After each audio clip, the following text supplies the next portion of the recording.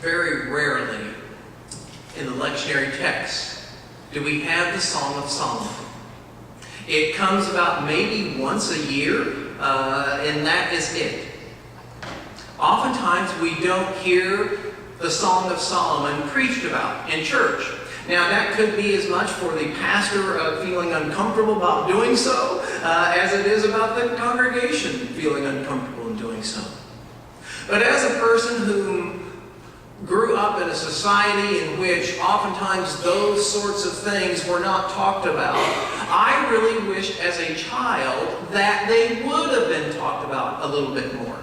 And that I would have heard the understanding of parents and grandparents and loved ones who had a wisdom beyond what my young years would tell me.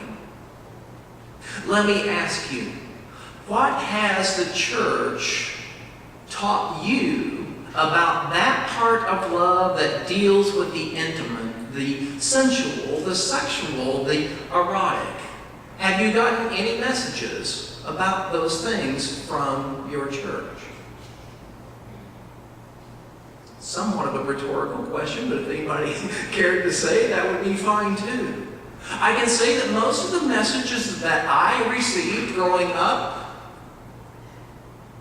were not messages at all. It was simply ignored. And those times in which it was not ignored, it often was talked about in negative terms. And I did not feel that I was really informed. So as a boy, where did I get my learning? I got it from movies, and I got it from books. Fortunately, I love to read, and so I went to the library. I got out the encyclopedias or any other kind of book, and I tried to learn about these things in which were curious to me. But shouldn't we, as people who care for one another, talk about this subject in which we all need in order to grow into healthy adults? Church, unfortunately, has more frequently condemned our sexuality, our sexual orientation, rather than seeing them as gifts of God. It has often been regarded in such ways that give us bad body images, that speak in terms of whether we look the right way, rather than whatever way that we look. That's something in which we are endowed with by grace. Isn't it better to talk about such issues openly and try to develop healthy attitudes in one another rather than to shy away from talking about them at all and let the information come from sources in which we do not know whether they're healthy or not? It is our responsibility as parents, as grandparents, as church people, I believe, to talk about these things in which frame a part, not a whole, but a part of the core of our being. Where do we learn about romantic love, sexuality, erotic passion, if not among those who are wise and also hopefully virtuous? If we learn them from the movies, if we learn them from video games and such like things which depict these things in terms that are often violent, well, we've been remiss. Because any time in which sexuality or love of another is regarded as violent in any way, that is not love. And that needs to be stated. It simply isn't. Any depiction in which somebody tries to dominate or control another person, to not respect another person's feelings, that is not okay. And it's because I think we've been remiss in this subject that we see some of the things happen in our society that you don't see to the degree in certain other societies in which are more open about these conversations. To teach our children when they're even young is important. Scientists believe that the curiosity with one's body and also pleasuring oneself starts very young. In fact, some would even say it starts in utero. And so this is not something in which we choose as a part of some socialization process. It is a part of our nature. It is a part of who we are. Being in love is a part of our humanity. It is natural, regardless of what our sexual orientation may be, regardless of what our sexual identity may be. We in this church believe that whether you are heterosexual or homosexual, transgender, whatever the category, that God has made you that way. And that is something to be relished. That is something to be considered a gift of God, not something in which we need to frown upon.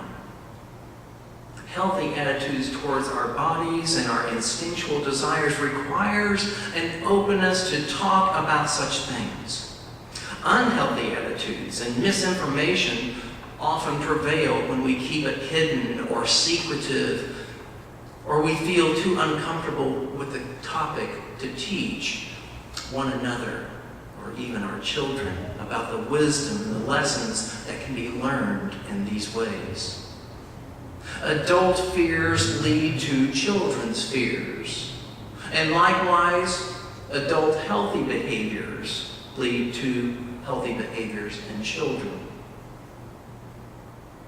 Sometimes, I remember when I was growing up, one of the things that was more prominent than it is even now in our society was my parents talking about those who sexuality was different than the heterosexual orientation.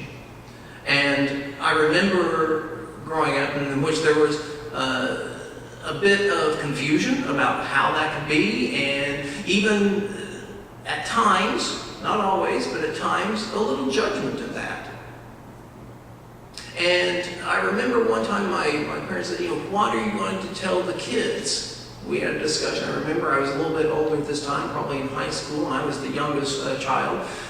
What do you tell kids about, somebody who marries another person of the same sex? And I remember I didn't think that it was that terribly big of a deal at the time. But I've heard so many people worried about that particular subject. Well, interestingly enough, I just saw a meme in which explained it this way, apparently a real-life scenario, in which a child asks the parents, why does Uncle Bob go everywhere with Pete? And the parents reply, well, because they are in love, just like Mommy and Daddy. To which the child replied, oh, can I have a biscuit?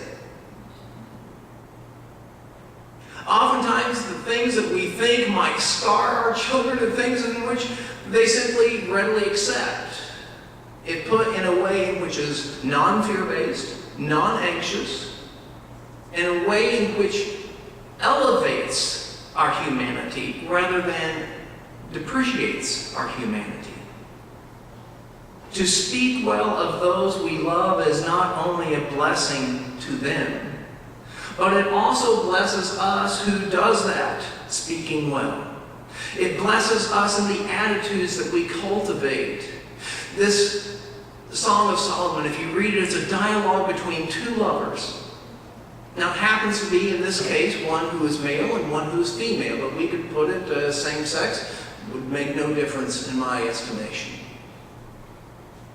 And they speak of one another about the desire that they have to be with one another. And that when they are together, the beauty of that and the thrill of that, of how it makes them feel alive. And when they are not together, whether we're not sure whether they've actually got an audience, whether they're talking to other people, or whether they're just reminiscing, they speak of the other person who is currently absent, that they love and that loves them, in such endearing terms, in such passionate terms, And we can't help but think, wow, this is good. This is a blessing. To look at another person in such a way in which you anticipate seeing them again because you so love that person. Have you ever felt that way? I pray that you have. And if you haven't, I hope you will in due time. Gratitude for the love of one's life is one of the lessons that's taught in this. To be grateful for the person you love and the person who loves you. To have joy that is experienced not only when you are with the other, but even when the person is absent and you think about them in joyful terms. On reflecting on how wonderful that they make you feel in your life. Now, there should be a caveat about all of this, and there is in the text itself, in which the person who is put in a female voice here is saying, don't awaken love too soon. There are hazards to awaken it too soon. I remember my parents, when you get older, you can think about these things. Now, I think we should be able to think about them at any time, but practicing might be something in which would be good advice of not practicing until we're a little bit older. Not necessarily because a certain age makes one able to experience these things in the right way. But it usually means that as you get older, you get a little bit more experience about life. You get a certain sense of maturity about knowing the ramifications of relationships. And the relationships, as beautiful as they can be, sometimes when they break up, they can be as devastating as can be. As one who's been there on both sides of that issue, let me tell you, it takes a lot of emotional and spiritual strength to truly love another person. There will be hard times, there will be glad times. But to be sure that we are ready for that experience, for that sense of loving one another in an intimate way, that is something in which we have to ask ourselves. Are we ready for this? Are we willing to take the risks and challenges that might occur? And if we're not, then just say no. But the other thing that we need to do is think on a moral term. Is the other person, the person that I love, are they ready? Sometimes that isn't always on the same page, and one person may be there before another person. And that's quite all right. Whoever is last to get there, that's the person in whom we go with. We don't try to force anything of love on one another because that's never love. Forced love is not love. Domineering love is not love. Violence and love, that is such should be none of that in a relationship. But healthy love, that in which respects the other as another person, loving another person not out of idealization or out of a need for one's own loneliness or sense of emptiness, but loving somebody out of generosity of spirit that is willing to risk one's own vulnerability for the sake of the other. That's getting to that more mature love. Loving because you want to love, not simply to receive love, but that you want to give love. That is a sign of a healthy form of love for one another. And that is exactly the kind of love that we see depicted in the Song of Solomon. In a time in which we often think back, and this is way before Jesus' time when this was written, in a time in which we often think that those people were really backward back there, I think they actually may have been ahead of us in this particular regard. In our own depictions of relationships and stuff, oftentimes we see people who are doing things for the wrong reasons, loving, so to speak, for the wrong reasons. They try to control the other person rather than to let the person be free to be themselves. But here is a passage in the Bible in which talks about two people who are equals. Both are equals. None is subordinate to the other. It is an egalitarian relationship in which they both care so deeply for one another and want to be with one another, and both feel free to express that. I've talked to a few people who have reminded me, even in sometimes the later years of their life, I wish I would have taken the time to tell the one that I love, my spouse, my boyfriend, my girlfriend, the persons who have mattered most in my life, I wish I would have taken the time to tell them that more often.